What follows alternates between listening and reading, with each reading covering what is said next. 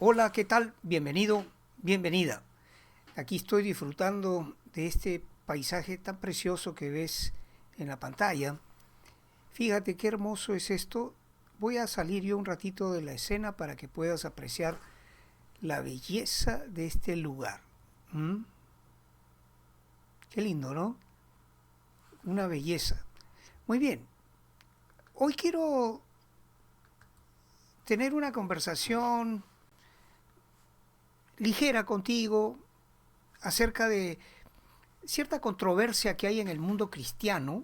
No todos pensamos lo mismo cuando hablamos de profecía bíblica, de escatología, que es la rama de la teología que estudia los eventos del fin de los tiempos. Aprende esa palabrita si no la conocías, escatología, ¿no?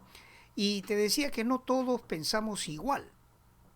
Yo en toda mi vida cristiana he escuchado muchísimos, tantos maestros que la verdad es que no podría enumerarlos.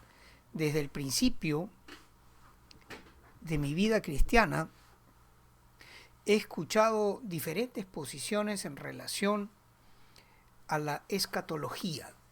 ¿Cómo es este asunto del fin de los tiempos, del regreso de Jesucristo, de la gran tribulación, el rapto de la iglesia? ¿Existe ese asunto? El milenio. Hay gente que no cree en el milenio, hay otros que no creen en el rapto de la iglesia y otros que creen que ocurrirá, pero ocurrirá al final de la gran tribulación o a la mitad de la gran tribulación. Otros creemos que va a ocurrir antes de la gran tribulación. Hay un montón de cosas, ¿no? Y fíjate, no es un tema descalificador. Hay lindos y preciosos hermanos, pastores, maestros, a los cuales yo respeto profundamente, mejores que no piensan igual que yo y que, bueno, yo tengo la posición que creo la mayoría de evangélicos acepta. Creo en un rapto de la iglesia pre-tribulación, que el Señor va a retirar a su iglesia antes de que se manifieste el anticristo y ocurran los 7 años de la gran tribulación.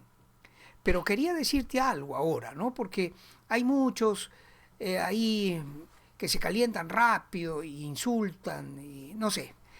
Yo estoy tranquilo en ese asunto. Mira, cuando ocurre el rapto de la iglesia, también se van a ir los que no creen, siendo cristianos, por supuesto. Es decir, los que han aceptado a Cristo en su corazón, los que han nacido de nuevo, todos nos vamos a ir para estar con el Señor. Aún los que no creen en el rapto pretribulación.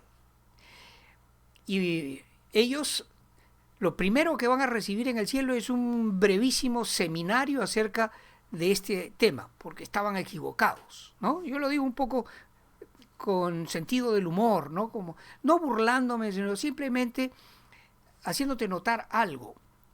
La escatología no es una doctrina descalificadora. Si estás equivocado, pero tú has creído en Jesucristo, has hecho paz con Dios, entregando tu vida a Cristo a través del arrepentimiento y haciendo a Cristo nuestro Señor tu propio Señor para vivir de acuerdo a su palabra, tú eres salvo, heredero, eres un hijo de Dios y vas a irte en el rapto, creas en Él o no.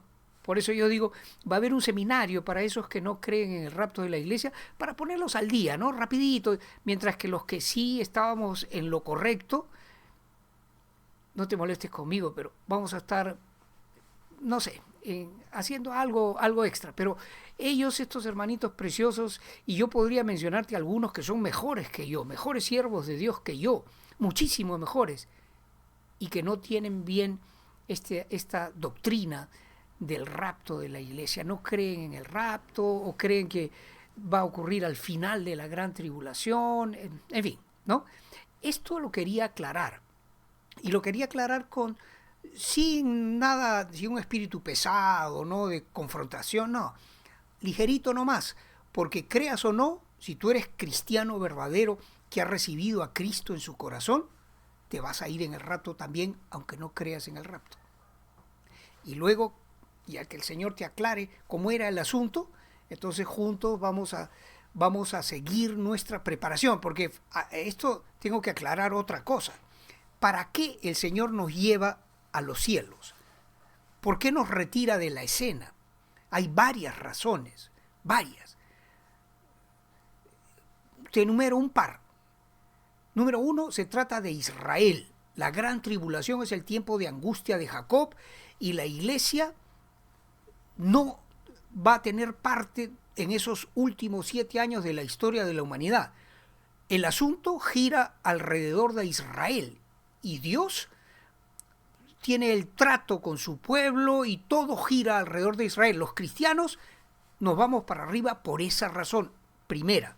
Segunda razón, la segunda, que las promesas de la palabra son que la iglesia de Jesucristo, que es el cuerpo de Cristo, no va a pasar por la ira de Dios. No va a pasar. Esa es la promesa. Mira, acá tengo una notita, aquí. La iglesia nunca va a ser objeto de la ira de Dios. Juan 5:24 y Primera de Tesalonicenses 1:10. En fin, podría buscar los textos, de hecho los tengo acá, pero a ver, vamos a buscar Primera de Tesalonicenses 1:10, ¿ya? Tenme paciencia, un segundito, y fíjate, vamos a buscar Primera de Tesalonicenses, Primera de Tesalonicenses 1. A ver si me lo encuentra. Acá está. No. Primera de Tesalonicenses 1. Ya, ahí está. El verso 10. Y no voy a hacer de esto un estudio prolongado. Es algo ligero, como te decía, ¿no? Mira lo que dice acá. Te lo voy a marcar para que lo puedas leer fácilmente conmigo. Y esperar de los cielos a su Hijo, esperar de los cielos a su Hijo, al cual resucitó de los muertos, Jesucristo por supuesto, a Jesús, quien nos libra de la ira venidera. Una de las muchas promesas que hay en las Escrituras de que la iglesia no va a pasar por la gran tribulación. Entonces ya tenemos dos. Se trata de Israel, la iglesia no va a pasar por la gran tribulación y podría yo hablarte de otras razones, ¿no?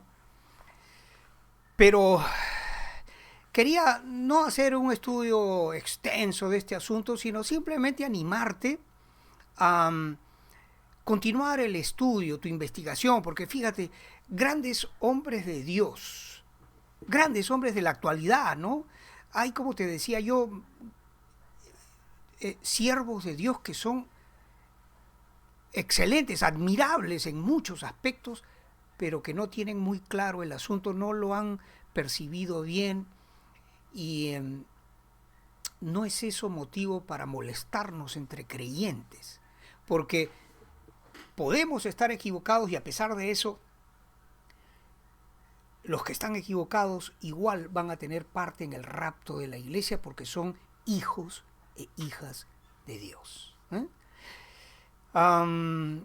Tengo un par de ejemplos de personas, fíjate. ¿Quién no conoce a Armando Alducin? ¿O quién no ha escuchado alguna vez o conocido al pastor Juan Manuel Sierra, un español que ministra en las Islas Canarias, ¿no? Es un siervo admirable, realmente un maestro excepcional, un tipo simpático, buena presencia, mucha experiencia, ¿no? Sin embargo, él tiene otra óptica en cuanto a la escatología, ¿no? Él dice, por ejemplo, ¿no? El pastor Juan Manuel Sierra dice: el que detiene la manifestación del anticristo, el que detiene la iniquidad, es el arcángel que aparece en Daniel capítulo 12, verso 1. El que está a favor es el defensor del pueblo de Israel. y no es así. Y él dice, no puede ser el Espíritu Santo como los pretribulacionistas dicen, porque el Espíritu Santo es Dios y él no puede ser quitado de en medio. Y acá, sin pretender establecer una controversia con él, yo te digo, un ratito, por supuesto que el Espíritu Santo puede ser puesto de lado por un momento durante la gran tribulación, así como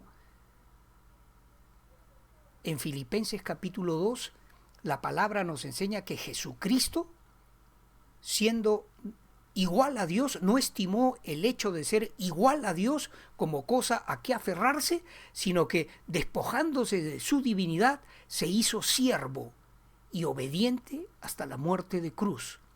Si Jesucristo pudo hacer a un lado su divinidad durante su ministerio terrenal, ¿acaso el Espíritu Santo no podría dejar su ministerio por esos 7 años de la gran tribulación, aunque él va a seguir presente en el mundo, pero con un papel un poco diferente que el que actual tiene?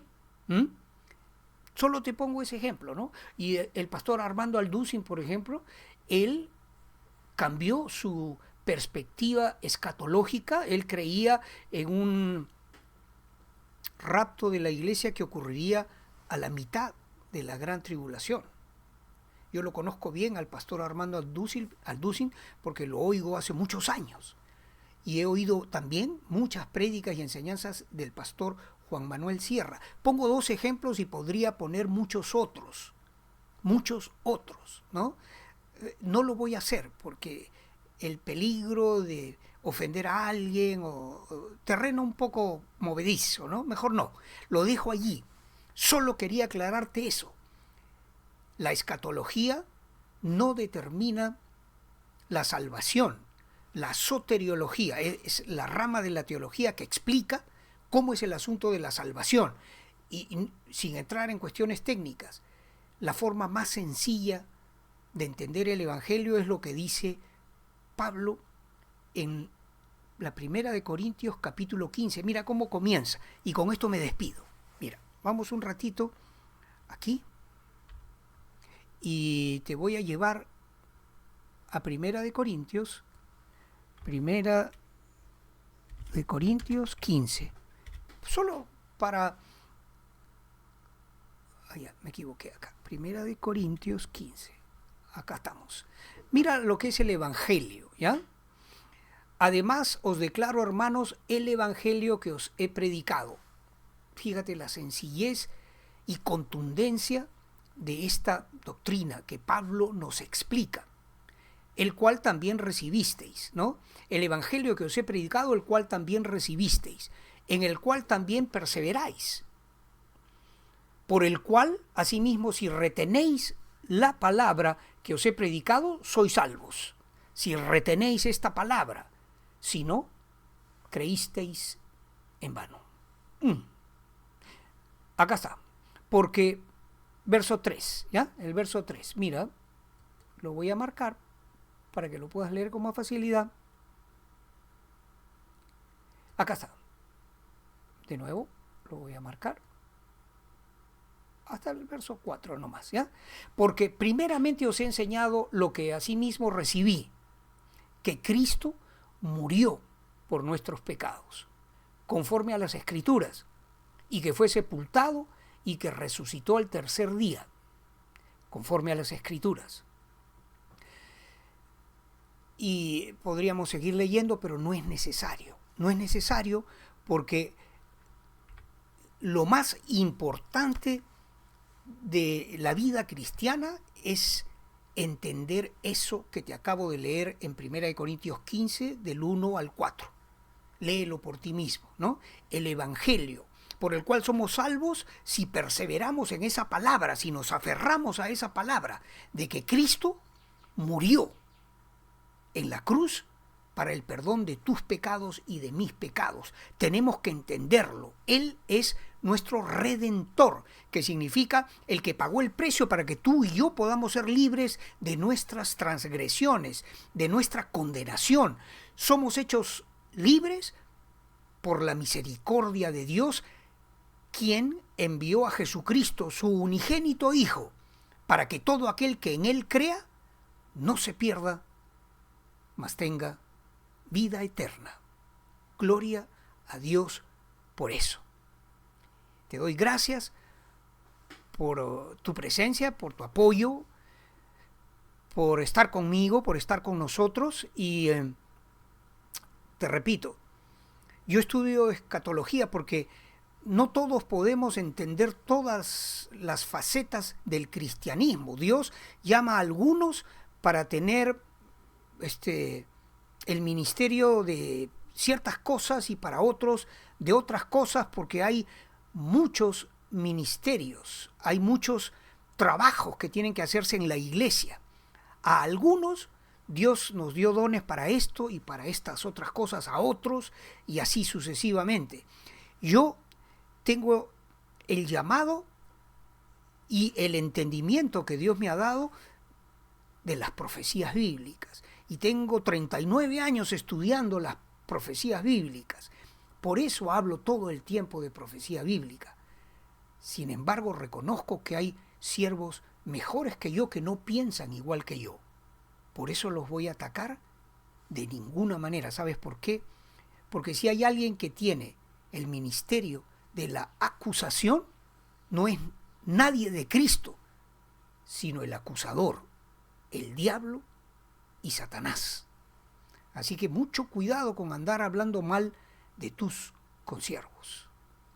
Dios te bendiga y Dios mediante te veo en una próxima oportunidad. Gracias. Amén.